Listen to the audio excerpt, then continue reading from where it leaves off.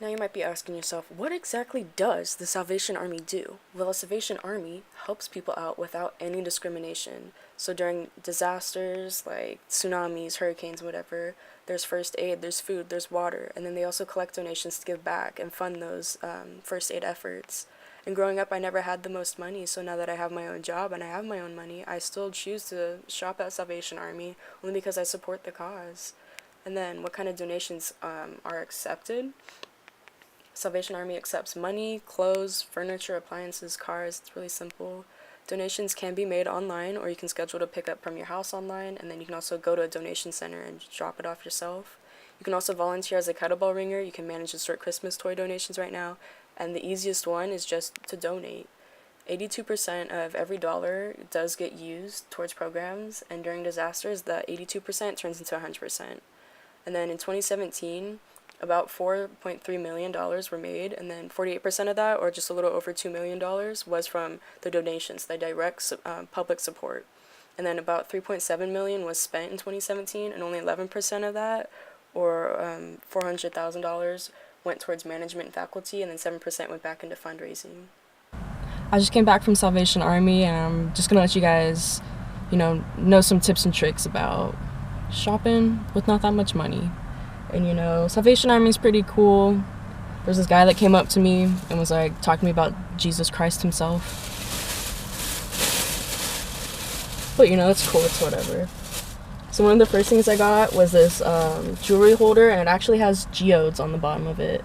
And some people might not want to use this for jewelry. Some people might just want it as a decoration. But it's pretty cool down here. It's not dusty or anything. Another thing I got was this little alien keychain, because, aliens are bomb AF, so. I got this little shell necklace, and this would look cute with, what I'm wearing now, or if you're just going to the beach and you're like, I feel a little too plain, my neck's not covered. Shell necklace. So this next thing is a star ashtray, but as you see, I like to wear rings, and for me, I just clean it out, and I put my rings in it. So I don't lose my rings. I'll keep one by a sink, keep one in my room, just so if I'm gonna go wash my hands, I don't want my rings falling down the sink or anything. Another little knick-knack thing, again for the rings, except it has a lid on it. You can put more than just rings. You can put bracelets, you can put beads, you can put sand and just have it as a decoration. You can put nothing and have it as a decoration. It's really whatever's up to you. Some more fun items I kind of went and looked through was the records, because I do have a record player. And, sometimes I just like to look at pretty ones. If they just look pretty, I'll put them as a decoration, even if they're scratched, because a lot of them are usually like $1 or $2. So on the receipt, a lot of the records were like 89 cents, $2, $1.50. It really just depends. It's I got these little ones. This one has Mary King written all over it. This one is, I think, from 1949. And it's pretty cool. It's more of like a decoration piece, because this one's really scratched up from right here. So I would just hang it on the wall if my room has a bunch of blue in it, or if you have a pretty cool room and you want to decorate it. And then this one has a surfboard on it. This one's pretty cool too. And then this one just says MGM on it, and it has the lion. I thought that one was pretty cool too. And then for records, I was just going through the bigger records, the ones that had a covering case over them, because they're more likely to not be scratched up and actually usable. And then there was a Christmas one, which was pretty snazzy. And then inside, the record's still pretty clean. Just need to dust it off a little. And then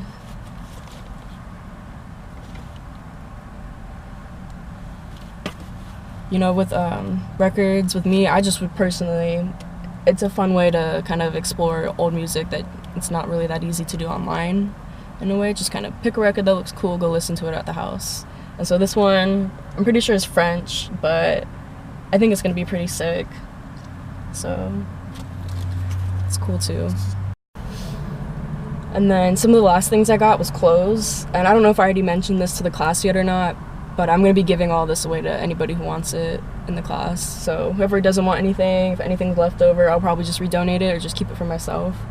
But I got this really cool jacket.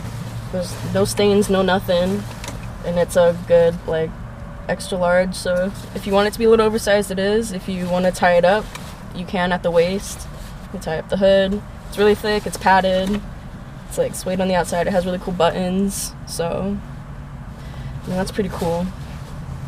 And then, I came across some little crop tops. These are perfect underneath, like, pretty basic windbreaker or whatever you want. And then here's another striped one. Not that fancy, just crosses in the front. You can shows your chest a little bit. And then one of the things I like to think about at thrift stores, any thrift store in general, but Salvation Army I like to go through the most, just because they're the cheapest to me. It's like, say there's Christmas, you're only gonna buy like a Christmas shirt once a year for Christmas, or for 4th of July, you're only gonna buy a 4th of July shirt once for 4th of July. So like, this is something cool to just get once cheap at a thrift store. You're just gonna wear it to the river, probably get it all wet and gross, and then make it all fade, but it's, it was $4.90, and then everything was half off, so it was like, what, a little over $2 for a shirt you're just gonna wreck anyways. And then I found a crop top and then a little button up. I wouldn't call it a flannel, it's more of like an Aztec print on it, but this little crop top goes great underneath this, flannel looking thing. It's the fabric of it. It looked pretty cool in the store, so.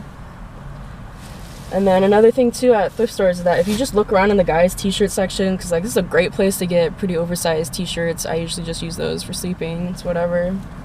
And then I found this one for the Trojans, but it's kind of old, so, and it's thick, it's good quality, there's no stains, it's just a little faded, but still, if you want to wear this as an oversized t-shirt, you want to wear it as pajamas, you want to just wear it to wear it, pretty cool. And then another thing is there's like band tees, just plain old basic, Sleeping with Sirens. We got some opinions on them, but we're not going to share those, so. And Bring Me the Horizon, they were good, now they're sellouts, but it's whatever. And then there's just this shirt. Even if you like just like this part and you think the shirt's a little too big for you, you can crop it a little bit, just cut it, it's whatever. If you think the sleeves are too long, you can cut it. You can literally just cut the sleeves off, do whatever you want. And this one, since it was a blue tag, it was $1 today. So it's $1 shirt, you're just gonna cut up anyways, right? Well, the entire total came out to $56.99. So for pretty much $57 at Tilly's, you can maybe get a pair of pants, maybe. For $57, I got 4 records, a couple of the smaller ones, a bunch of shirts, a jacket, a freaking flannel looking thing, a couple crop tops. I got house decorations, I got things, very thick glass to put my rings in. I got,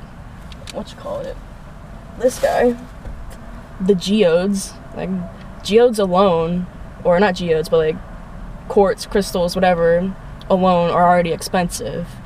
And then this one alone, they marked it as $4.25. Today was half off too. So again, great steal. There's nothing wrong with it. It's just donated.